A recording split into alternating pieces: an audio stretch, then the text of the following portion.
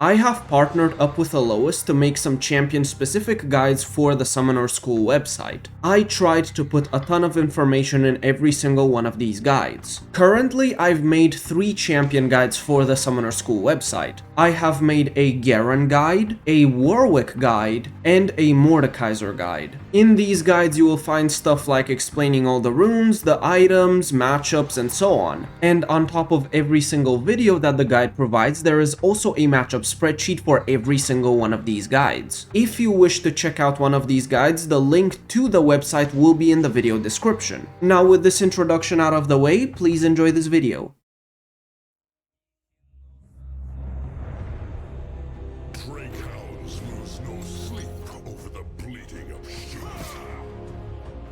This is a pretty easy matchup for Mordekaiser, all things considered. You just kinda stat check Garen in melee range, especially after level 6. Until level 6, he has an opening to fight you, especially if he has Conqueror. But after level 6, you can kinda just pop your ultimate on him and kill him. And you also need to look at what Keystone rune Garen took. If he took Conqueror, he's gonna duel you more in melee range and try to actually fight you to get a kill that way. And if he has Storm Raider Surge, that means he doesn't want to fight you and he just wants to short trade, so you want to extend the trades. There's also a chance that Garen is going to look to perma proxy, so try to deny that, because there's basically no way he can ever walk up to the wave when you have your ultimate. If he is actually able to dodge out your Qs in the realm, then he will survive, and then your ulti won't do anything though. But after Rylai's, it doesn't really matter even if he dodges a lot of Qs, and that's because you can just stick to him unless he has Storm Raiders. If the Garen is running Conqueror or Grasp or even Spellbook, there is never a situation where he escapes you unless he has Ghost.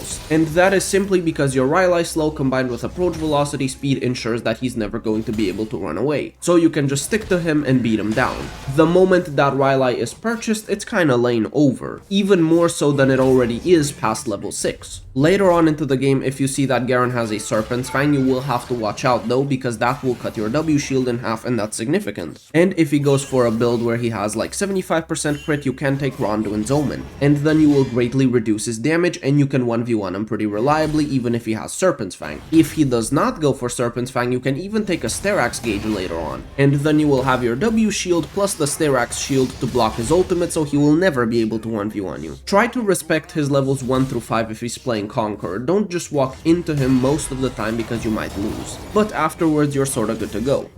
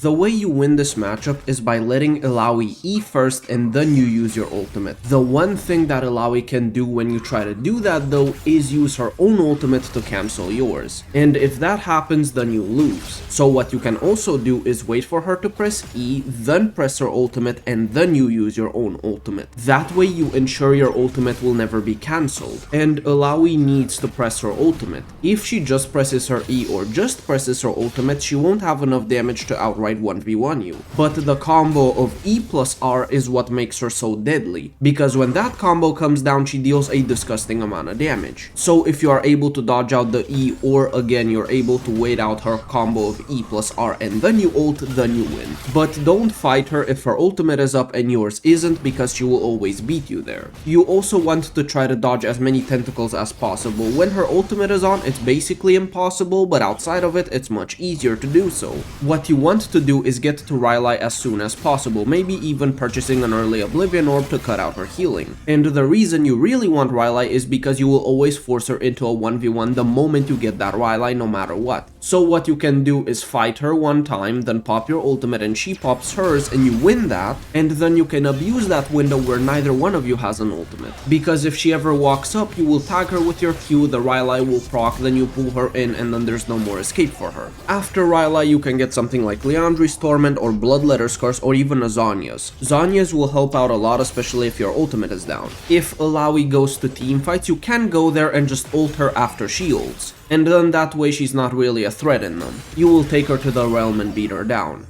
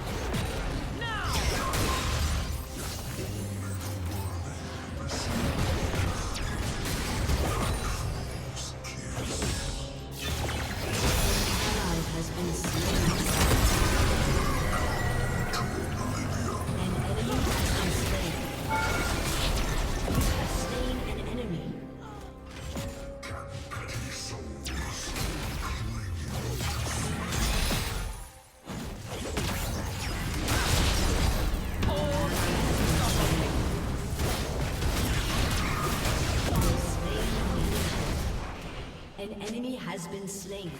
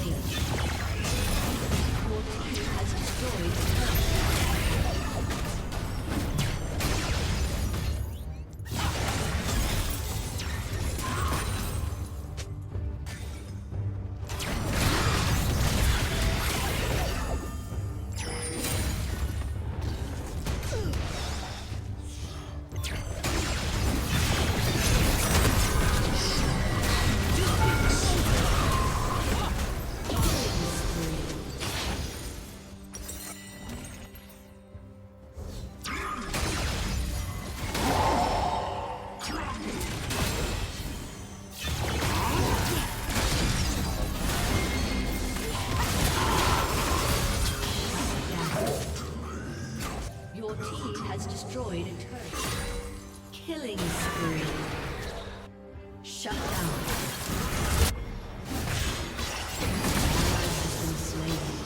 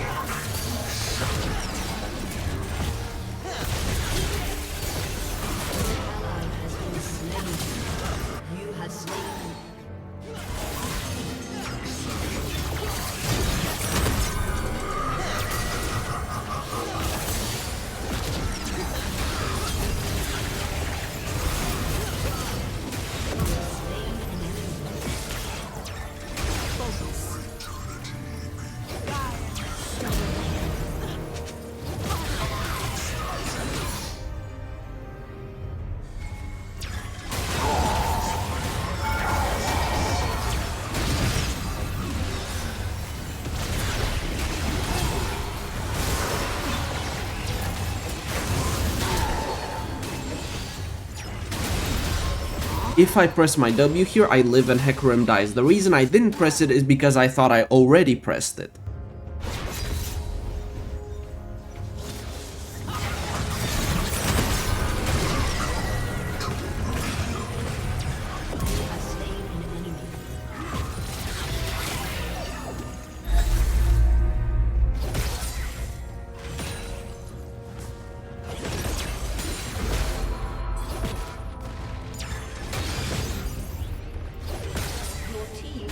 Destroyed a turret. An enemy has been slain.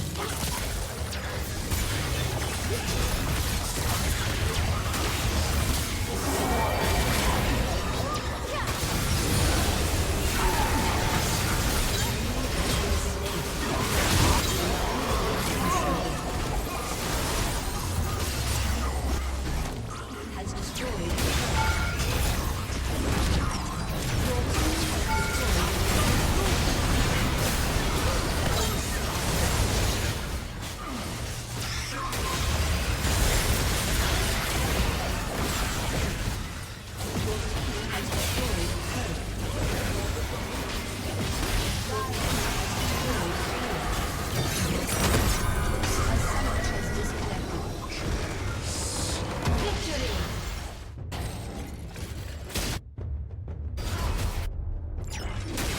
This is purely a skill matchup, and it heavily depends on how both players play this lane. For one, Sett can use his ultimate to cancel yours. So if you are too close to Sett, he can use his own ultimate to cancel yours, and then when that happens you will most likely lose. But your ultimate has a greater cast range than his, so you can always use your ultimate from the maximum range to make sure that it cannot cancel. In the super early game, try to play the trades slower, and that is because Sett has a lot of dueling power in melee range. What you're looking for is plated steel caps and haunting guys. Those two items give you incredible dueling power. Plated steel caps is especially good into Sett, so I look to rush it basically every single time. The only exception is if the enemy team has a lot of crowd control and I need Mercury treads or a lot of slows, so I need swifts. And even in those cases I might go for plated steel caps still, and that's simply because of how powerful they are against Sett. Your first legendary item will be Riftmaker, and after Riftmaker you can take something like Liandry or Bloodletter's Curse or Zhonya's. Zhonya's is especially good into Sett because you can use that Zhonya's when he uses his W. Once you take him into the realm, he can't actually stun you up with his E. So when he presses his W and you see that you won't be able to dodge it, you can just press that Zhonya and the W is gone. Because if you manage to dodge out a W from Sett in the late game, he basically always loses. If he hits the true damage center, you're probably going to lose in the hyper late game just because of how much damage it does. But again, you always have that Zhonya stasis to make sure that you win the duel. He is also a teamfight menace later on. His combo of ulting in and then doing EW can deal a ton of damage and can swing fights rapidly.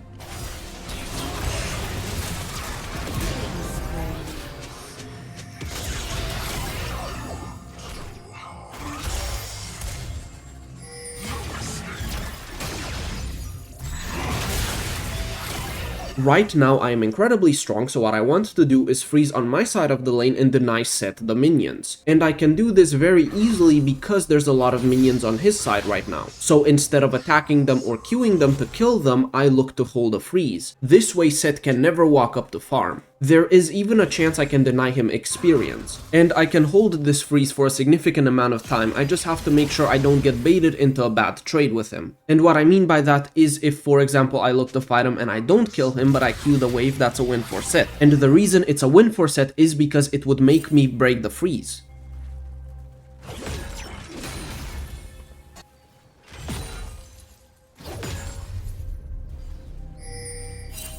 Okay.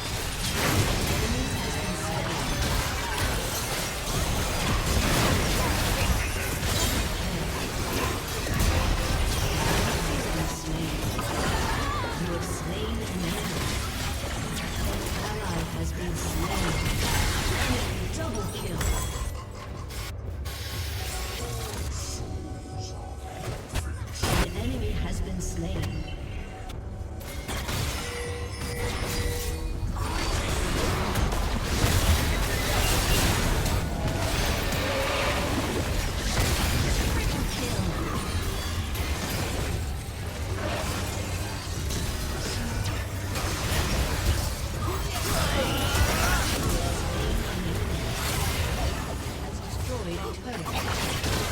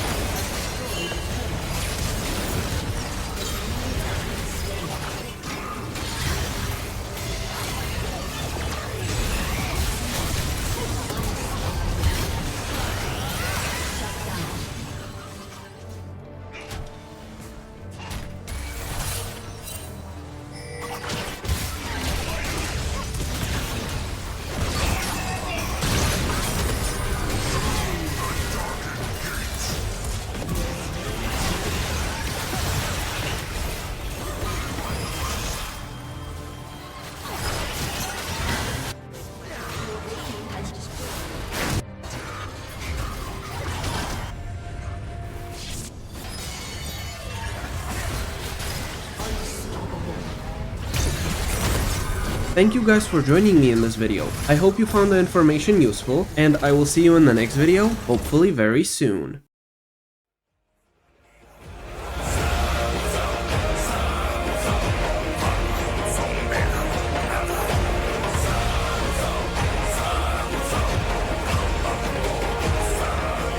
I am favored by the gods and awaited in the Hall of Bones.